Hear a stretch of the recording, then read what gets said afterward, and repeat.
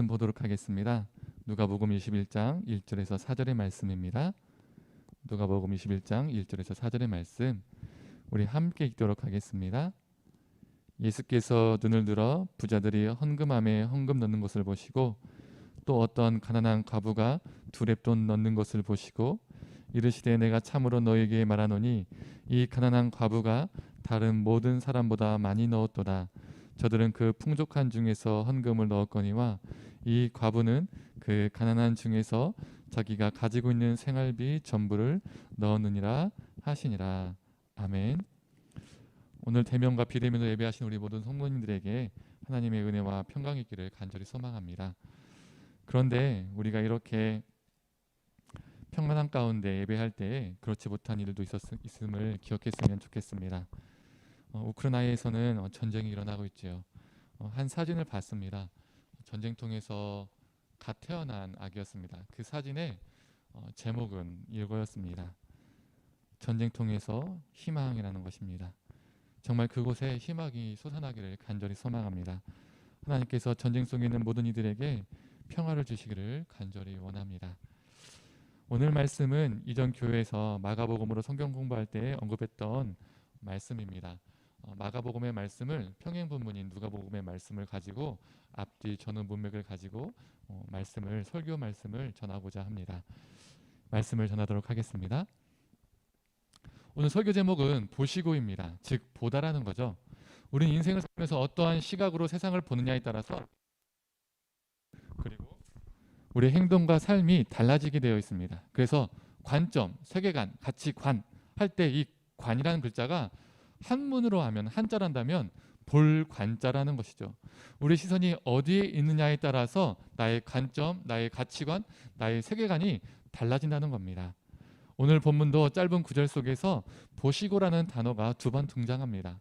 우리는 오늘 본문에서 예수님이 무엇을 보시고 왜 보셨는지에 집중해 봤으면 좋겠습니다. 특히 왜 보셨는지에 대해서 집중해 봤으면 좋겠습니다. 오늘 본문은 우리에게 익숙한 본문이죠. 자신의 전부인 두 렙돈을 헌금한 과부의 이야기입니다. 그 당시 두 렙돈은 현재 우리나라의 돈의 가치로 따진다면 1,500원에서 2,000원 정도입니다. 이 과부에게는 2,000원 정도밖에 없었다는 거죠. 그 전 재산을 헌금으로 드렸습니다. 그래서 이 본문은 헌금 설교나 헌금 성경 공부에 관련해서 많이 들려지고 가르쳐지게 됩니다. 보통 이렇게 설교가 되어지죠. 부자는 일부만 드렸고 과부는 적은 금액이지만 전 재산을 드렸다. 이 과부가 생활비를 전부를 하나님께 드렸다는 것은 자신이 온전히 하나님께 모든 것을 다 드렸다는 거다. 내어 맡겼다는 거다. 그리고 이러한 과부의 모습을 예수님께서 칭찬하셨다. 그래서 우리의 헌금 생활도 이러해야 한다 라는 내용으로 설교되거나 성경 공부가 되기도 합니다. 그런데 여기에서 질문을 해보았으면 좋겠습니다. 2,000원이 전 재산인 이 찢어지게 가난한 과부가 자신의 전 재산을 성전에서 헌금으로 바쳤을 때 예수님의 마음은 그녀를 칭찬하기보다는 찢어지고 아파해하는 게 맞는 게 아닐까요? 이제 그녀는 빈털터리가 되었잖아요. 아무것도 가진 게 없게 되었습니다. 정말로 그녀가 전부를 드린 것에 대한 칭찬을 하신 거라면 이제 빈털터리가 된 그녀에게 물질의 축복이 더해지는 내용이 그 이후에 나와야 되지 않을까요? 무엇인가 채워지는 내용으로, 회복되는 내용으로 이후에 나와야 되는 게 아닐까요? 구약에서도 과부와 같은 이야기가 나옵니다. 어떤 과부 이야기죠? 엘리야와 사르밧 과부의 이야기입니다. 마지막 남은 밀가루 한 움큼과 기름 조금으로 떡을 만들어서 엘리야에게 주죠. 즉 이 두 렙돈 과부처럼 자신의 전 재산을 다 주었다는 겁니다. 그런데 그 이후로 무슨 일이 일어납니까? 밀가루와 기름이 떨어지지 않는 역사를 경험하게 됩니다. 구약까지 안 가더라도 복음서를 보면 가난한 자, 아픈 자, 귀신 들린 자가 예수님께 나아오면 그 다음으로 어떤 내용이 나옵니까? 고침과 회복을 받고 또 어떤 이들은 칭찬을 받기도 합니다. 오병이어 기적을 보면 어떻습니까? 배고픈 자들이 예수님께 나옵니다. 그때 한 아이가 떡 5개와 물고기 2마리를 드립니다. 예수님은 그 드려진 오병이어로 수천 명을 먹이셨죠. 회복이 일어났습니다. 드렸더니 회복이 일어났다는 겁니다. 12년 동안 혈루병에 걸린 이 한 여인이 용기를 내서 지나가는 예수님의 옷자락을 잘 봤을 때 예수님께서 그녀를 향해서 무엇이라 했습니까? 네 믿음이 너를 구원하였다 라고 말씀해 주시죠. 칭찬 그리고 회복이 일어났다는 겁니다. 향유를 부은 여인은 어떤가요? 향유를 예수님께 부어드렸습니다. 전 재산을 예수님께 부어드렸다는 것과 같습니다. 오늘 본문과 비슷하지요.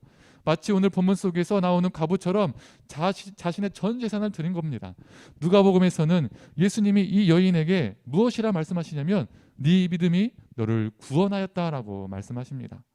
복음서를 보면 사람이 믿음의 행동을 한 후에 그에 대한 예수님의 칭찬 또는 긍정적인 표현이 나옵니다. 그 전형적인 표현은 우리가 잘 알고 있는 것처럼 네 믿음이 너를 구원하였다. 그리고 네가 죄사함을 받았다라는 겁니다. 그런데 오늘 본문을 보면 어떻습니까? 그런 문구가 전혀 없습니다. 또한 회복이 되었다는 기록도 없습니다. 전 재산을 드렸는데 아무 내용도 없다는 거예요. 이상하지 않습니까? 예를 들어서 가난한 과부가 전 재산을 드린 것을 보고 사르밧 과부처럼 그녀에게 물질의 축복을 더해 주셔서 가난한 상황으로부터 벗어나게 해주는 게 맞는 게 아닐까요? 배고픈 사람을 먹이시고 앞을 못 본 사람을 보게 하시고 아픈 자를 치유하셨던 것처럼 그 안 좋은 상황에서 벗어나게 해주시는 것이 맞는 게 아닐까요? 아니면 그 상황을 안 벗어나게 했을지라도 말이라도 칭찬해 줘야 되는 게 아닐까요? 자신의 전 재산이나 마찬가지인 향유를 부은 여인한테도 네 믿음이 너를 구원하였다라고 말씀하신 것처럼 이 비슷한 표현, 비슷한 반응을 해주셔야 되는 게 아닐까요?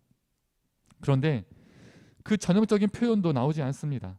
오늘 본문에서 예수님이 하신 말씀이 어떻습니까? 이 가난한 과부가 다른 모든 사람보다 많이 넣었도다.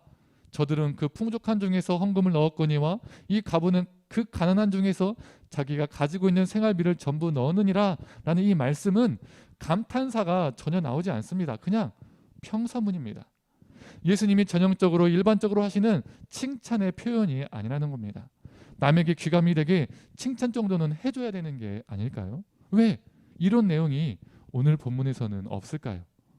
우리는 분명 전 재산은 아니더라도 하나님께 물질을 드릴 때에 적은 물질이라도 진심으로 그리고 감사함으로 드려야 합니다.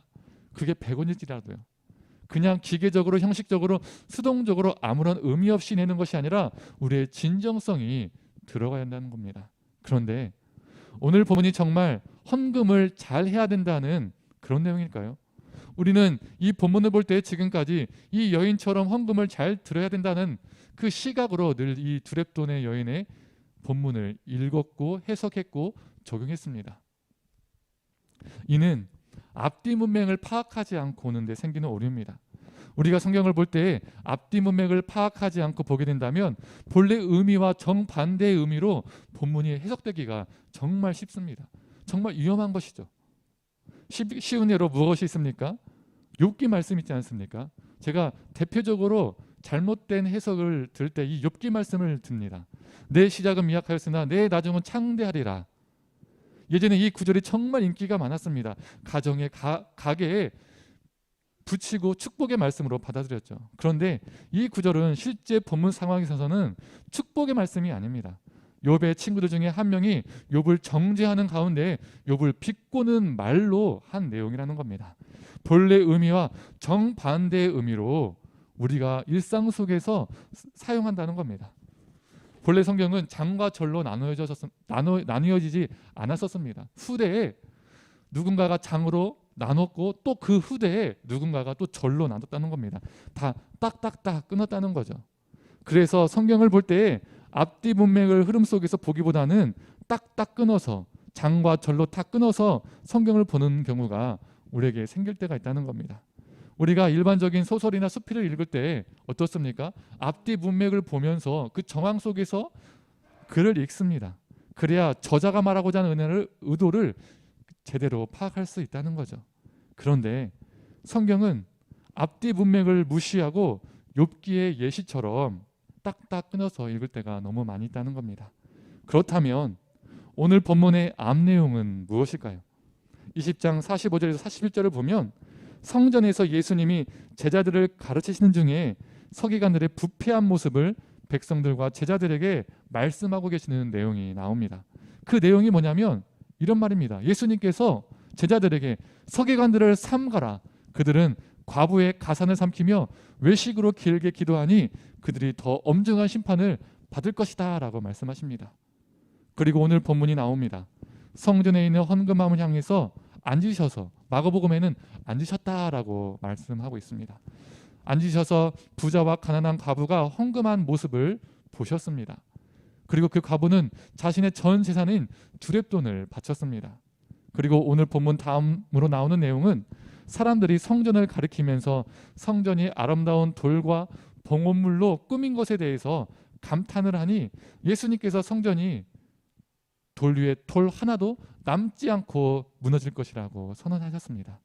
그렇다면 성도님들, 오늘 본문에서 공통점이 뭘까요? 더 구체적으로 말하면 공통된 장소는 어디일까요? 바로 성전입니다. 누가복음 19장 45절부터 예수님이 성전에 들어가셔서 일어난 사건들을 기록하고 있다는 겁니다. 성전에서 서기관들의 악한 모습을 지적하시고 성전에 있는 헌금함을 향해서 앉아서 보고 계시고, 마지막으로 아름다운 돌과 헌금으로 봉헌물로 꾸며진 성전이 무너질 것이라고 선포하셨습니다. 즉 성전이 각 본문의 연결고리이고 키워드입니다. 그 당시 서기관들은 율법에 능숙한 종교인이어서 성전에서 사람들을 모아서 가르치는 일을 했었습니다. 또한 법률가이기도 했었습니다.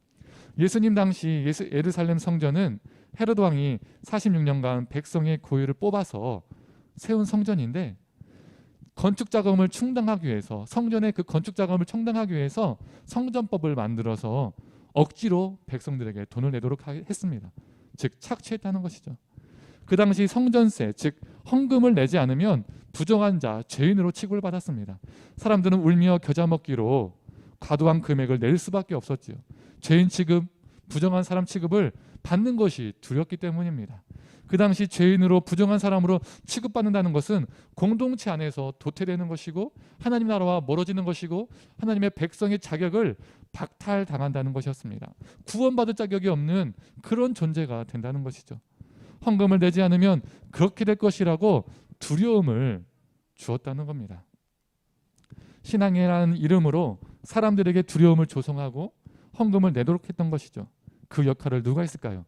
바로 서기관이 그 중심에 있었습니다. 성전에서 가르치는 자이기 때문에 성전에서 매일 가르치면서 그런 행동을 했다는 겁니다. 특히 당시에 여성이 남편이 죽고 친족이 없을 경우, 즉 과부가 됐을 경우 그 재산을 성전 서기관들이 관리했었습니다.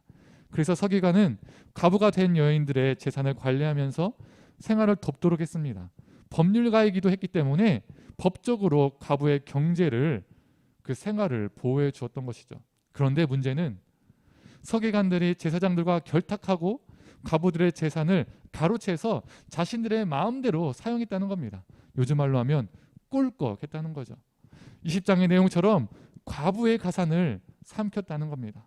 가산이 무엇입니까? 집 재산입니다. 집 재산은 전 재산을 말하는 것이죠.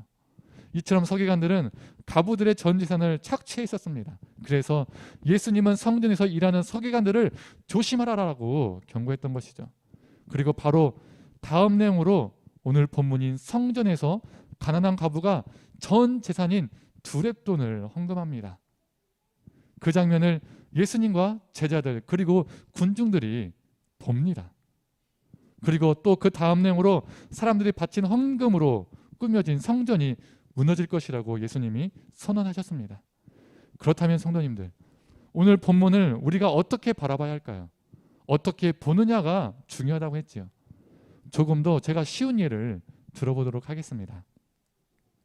오늘 어떤 단체가 교회 앞에서 사회복지 기부 행사를 하는데 알고 보니 신천지입니다. 그 실제 돈은 어려운 사람한테 가는 것이 아니라 신천지라는 그 단체와 이만희에게 사용되는 겁니다. 그래서 제가 광고 시간에 여러분, 그들은 신천지입니다. 여러분의 돈을 삼키는 존재들입니다. 조심하십시오라고 주의성 광고를 했습니다. 그리고 성도님들이 예배를 마치고 나가는데 사람들이 실제로 천막에서 모금을 하는 장면을 봤습니다. 그런데 나랑 가까운 지인이 그 모금함에 돈을 넣는 것을 목격한 것이죠. 이 장면을 본 우리 성도님들은 그 돈을 내는 모습을 보고 어떻게 생각하시겠습니까? 와, 착하다, 아름답다, 멋있다, 훌륭하다, 신실하다, 이렇게 생각할까요? 아니죠. 앞에서 그 신천지라는 것을 제게 들었기 때문에, 그래서 그 돈을 내는 지인을 보면 이러면 안 되는데, 저 사람 저기다 돈을 내면 안 되는데, 이렇게 생각하는 것이 자연스러운 겁니다. 오늘 본문도 마찬가지입니다. 누가복음 19장에 이미 예수님은 성전을 향해서 강도의 소굴이라고 말씀하셨습니다.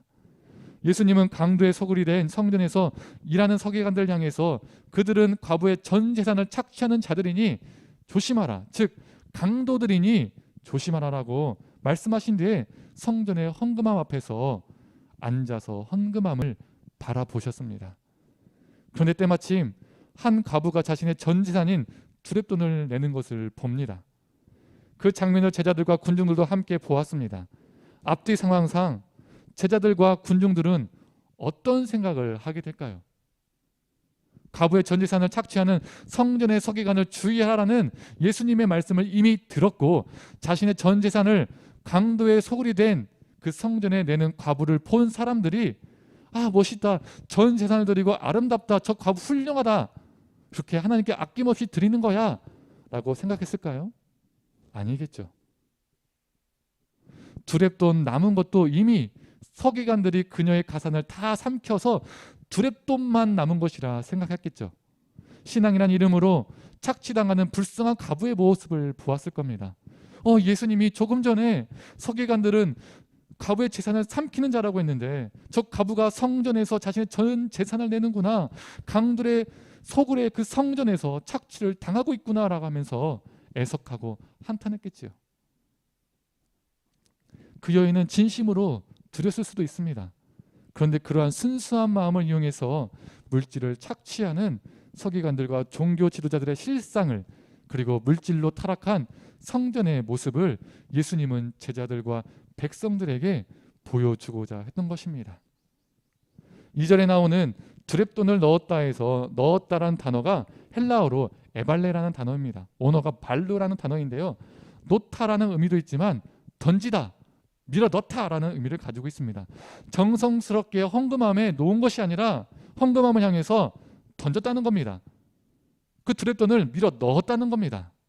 단어의 뉘앙스만 봐도 느껴지지 않습니까? 그리고 오늘 본문, 다음 본문인 5절부터 세기를 박아주죠. 그렇게 과부 같은 약한 자에게 착취한 헌물과 헌금으로 으리으리하게 지어진 그 성전, 즉 강도의 소굴이 무너질 것이라고 예수님이 말씀하셨습니다. 만약에 우리가 오늘 본문을 전 재산을 헌금으로 드린 여인을 칭찬하는 본문으로 우리가 보게 된다면 전체 흐름이 어색해집니다. 왜 어색해질까요? 앞에서는 성전은 강도의 소굴이다, 강도의 소굴이 된 성전에서 일하는 서기관들은 과부의 전 재산을 착취하는 강도 같은 존재다라고 조심해라라고 말씀하신 다음에 그렇게 부정적으로 말씀하시다가 갑자기 반전이 되어서 생뚱맞게 강도의 소굴이 된 그 성전에서 전 재산을 드리는 과부를 칭찬하시고, 또 갑자기 급 반전이 되어서 헌금 착취로 만들어진 그 으리으리한 성전이 무너질 것이다 라고 말하는 이 흐름은 매우 어색하고 맞지 않는다는 겁니다. 즉 예수님이 헌금을 하는 장면을 보신 이유는 부자와 달리 전 재산을 드리는 과부를 칭찬하기 위함이 아닙니다. 부를 축적한 자와 비교하여 착취당하는 여인을 제자들에게 보여주기 위해서 헌금함을 보셨습니다. 신앙이란 이름으로 물질을 착취하고 축적하는 성전의 현실을 보여주기 위해서 그 헌금함을 보셨다는 겁니다. 강도의 속을 더 이상 성전이 아닌 무너져야 할 성전임을 보여주기 위해서 보셨다는 겁니다. 그러면 우리가 지금까지 칭찬의 관점으로만 읽었던 3, 4절이 다른 관점으로, 다른 뉘앙스로 읽혀질 수 있다는 겁니다. 예수님의 그 한탄의 마음으로 읽혀질 수 있다는 겁니다. 제가 한번 이렇게 다른 뉘앙스로 읽어보도록 하겠습니다. 이 과부가 다른 사람들보다 너무 많이 넣었구나, 찢어지게 가난한데 가부의 전 재산을 삼키는 저 강도 같은 서기관들 때문에 자신의 모든 재산을 넣어버렸구나. 이 악한 강도의 소굴은 무너질 것이다. 이런 한탄과 분개의 뉘앙스로 읽혀질 수 있겠지요. 다르게 느껴지지 않습니까? 그런데 이러한 모습이 성경에만 2000년 전에만 있었을까요? 이러한 모습이 중세에도 있었습니다. 중세 사제들이 그 당시 성도들에게 무엇을 했었지요? 우리가 잘 알고 있는 면죄부를 판매했습니다. 돈을 주고 면죄부를 사면 말 그대로 죄가 면해지고 천국에 가는 겁니다. 하지만 반대로 그 면죄부를 사지 않거나 사지 못하면 지옥에 간다는 두려움을 성도들에게 심어줬던 거죠. 사람들은 없는 돈 있는 돈 다 끌어 모아서 자신의 물질을 바쳤습니다. 신앙이라는 이름으로 두려움을 조성하고 중세교회는 물질을 축적했던 것입니다. 그렇다면 이 이야기는 중세 시대에만 있는 것일까요? 현 시대의 우리 신앙 속에서는 없을까요? 현 시대에는 기복신앙으로 자리 잡고 있지요. 요즘은 부흥리가 많이 사라졌지만 제가 청소년 때까지만 해도 각 교회마다 1년에 몇 번씩은 부흥 강사들이 와서 부흥회를 했었습니다. 이 부흥 강사들이 설교 도중에서 매우 많이 강조했던 것이 무엇입니까? 바로 헌금이죠. 헌금하면 하나님이 몇 배로 물질적인 복을 주실 것이다. 천국에 상금이 쌓일 것이다 라고 선포했었습니다. 담임 목사님한테도 정장을 사주고 차를 사주면 복을 받을 것이라고 선포하는 분들이 참 많이 있었습니다. 그러면 성도님들은 아멘 아멘 했던 기억이 있었습니다. 내가 드린 헌금보다 물질의 복을 몇 배로 주신다고 하니 투자할 만한 가치가 있지 않겠습니까? 그러다 보니 그 희망을 붙잡고 아멘 아멘 하게 되어 있죠. 반면 헌금을 내지 않으면 은혜와 복을 못 받을 것 같은 그 분위기를 조성했었죠. 천국에 상금이 없을 것 같은 불안한 심리를 만들었었습니다. 그러나 교회에 헌금을 많이 한다고 해서 복을 받는 게 아닙니다. 목회자에게 물질로 잘 섬긴다고 해서 복을 받는 게 아닙니다. 목회자 잘 섬기면 복 받는다는 말은 성경에 없습니다. 물론 목회자의 형편을 보고 섬길 수는 있으나 이렇게 섬긴다면 목회자뿐만 아니라 섬김은 그 도움의 손길이 필요한 모든 사람에게 확장되는 겁니다. 목회자 형편이 어려워서 돕는 거라면 이 땅 가운데 내 이웃 가운데 형편이 어려운 자들도 같이 보게 된다는 거죠. 즉 확장된다는 겁니다. 그래서 물질을 내서 복을 받는 것이 중요한 것이 아니라 누군가를 섬기는 것 자체가 복이 된다는 것입니다. 지금도 11조 관련 설교 본문을 보면 말라기 3장 10절의 말씀이 많이 인용됩니다. 묘지는 11조를 잘하면 복이 쌓을 곳이 없을 정도로 쌓인다는 말씀이 많이 선포되지요. 엄청난 물질의 복을 받으려면 11조 생활을 잘해야 된다는 개념이 지금도 우리 가운데 많이 자리 잡혀 있습니다. 역으로 설명하면 11조를 못하면 안 하면 복을 못 받을 거라는 걱정과 염려가 우리 안에 있다는 것이죠. 그런데 주위를 둘러보시면 어떻습니까? 11조 생활을 잘하시는 분 가운데 직장이나 사업이 잘 되는 경우도 있지만 이전과 똑같이 동일한 분도 계시고 오히려 이전보다 더 형편이 어려워진 분들도 있습니다. 반대로 11조 생활을 잘 안 하시는 분 가운데 사업이나 직장이 잘 되신 분도 있다는 거죠. 말라기 3장 10절의 말씀을 역사적인 배경과 앞뒤 본문의 정황들을 다 고려하지 않고 문자적으로만 해석하고 읽다 보니까 이 말라기 3장 10절의 말씀이 대표적인 기복의 말씀이 되어버렸습니다. 이처럼 공동체가 또는 내 자신이 하나님의 이름으로 성경을 이용해서 물질을 만몬을 섬기는 것을 합리화시켜버렸다는 것이죠. 나중에 11조에 대해서 설교를 한번 하겠습니다. 여튼 성도님들 아이러니하지 않습니까? 처음은 미약하지만 나중은 창대하리라는 이 구절이 실제로는 욥을 정죄하며 비꼬는 말인데 우리는 축복의 말씀으로 사용합니다. 정반대 의미로 사용한다는 것이죠. 오늘 본문도 신앙이라는 이름으로 가부와 같은 약자들에게 돈을 착취하는 실상을 예수님은 고발하고 있습니다. 돈으로 물들여진 강도의 속을 댄 성전을 고발하고 그 성전의 파괴를 선포하고 있습니다. 그러나 우리는 가부처럼 아낌없이 헌금을 잘하라는 본문으로 많이 사용하고 있다는 거죠. 정반대 의미로 우리는 적용하고 있다는 겁니다. 아이러니하지 않습니까? 이상하게 우리의 눈에는 가난한 과부를 착취하는 성전의 서기관이 보이지 않습니다. 자신의 전 재산을 낼 수밖에 없는 불쌍한 과부가 보이지 않습니다. 그리고 그러한 돈으로 의리의리하게 지어진 성전이 보이지 않습니다. 그러한 성전이 무너질 것이라는 것이 보이지 않습니다. 오히려 과부가 전 재산을 하나님께 드렸다. 그러니 우리도 그렇게 헌금을 잘 내야 되고 헌금을 잘 내면 복을 받는다. 이렇게만 보일 때가 너무 많이 있습니다.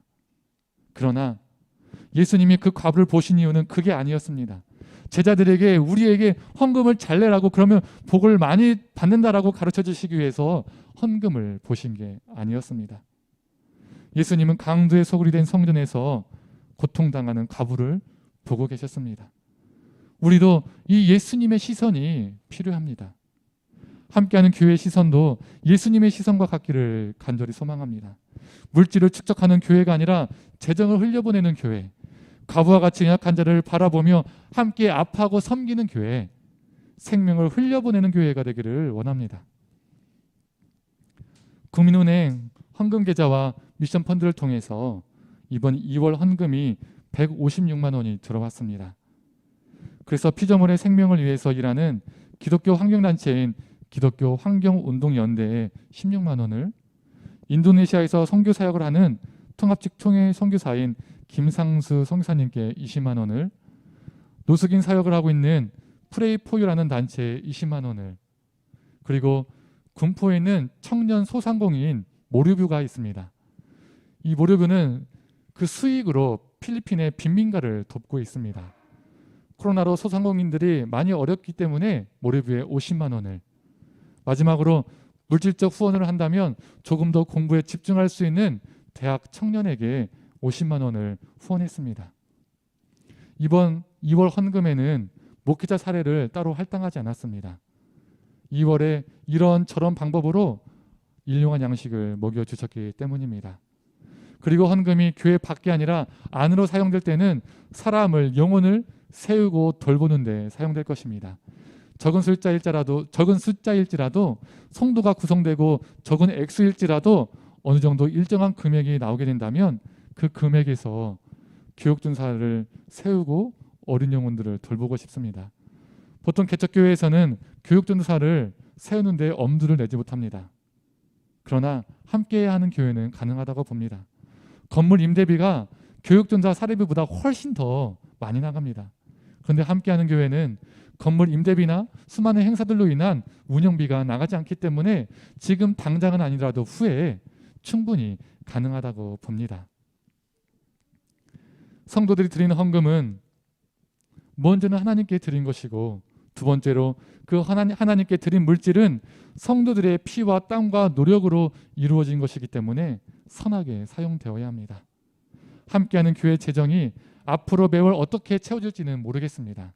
하지만 하나님의 이름으로 성경을 인용해서 물질을 축적하는 성전이 아니라 생명을 살리는 교회가 되기를 간절히 원합니다. 이제 말씀을 정리하고자 합니다.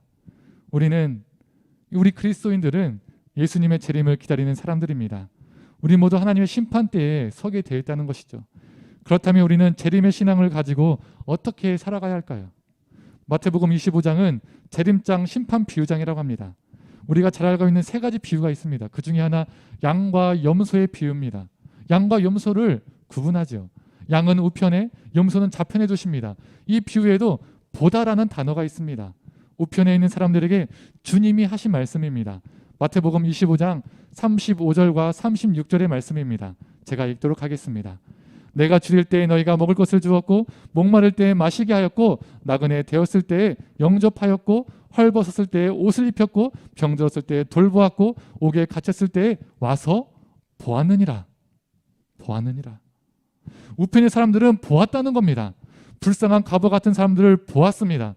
그리고 그들은 외면하지 않았습니다. 줄인 자를 먹이고, 목마른 자를 마시게 하고, 헐벗은 자를 입히고, 아픈 자를 돌보았습니다. 삶으로 그렇게 그들은 살았습니다. 그러나 왼편의 사람들은 보지 않았습니다. 아니, 보지 않기로 작정했습니다. 그들은 아마도 그 당시 서기관들과 제사장 같은 사람들이었을 겁니다. 그들은 과부 같은 이들의 아픔과 고통을 보지 못했습니다. 보지 않았습니다. 그들은 오직 자신의 배부름만 보았습니다. 자신의 영광만을 보았다는 것이죠. 양과 염소의 비유처럼 우리 그리스도인들은, 그리고 교회는 무엇을 보고 또 그 봄을 통해서 삶이 달라지고 재림이 때에 양과 염소로 확실히 구분되게 될 것입니다.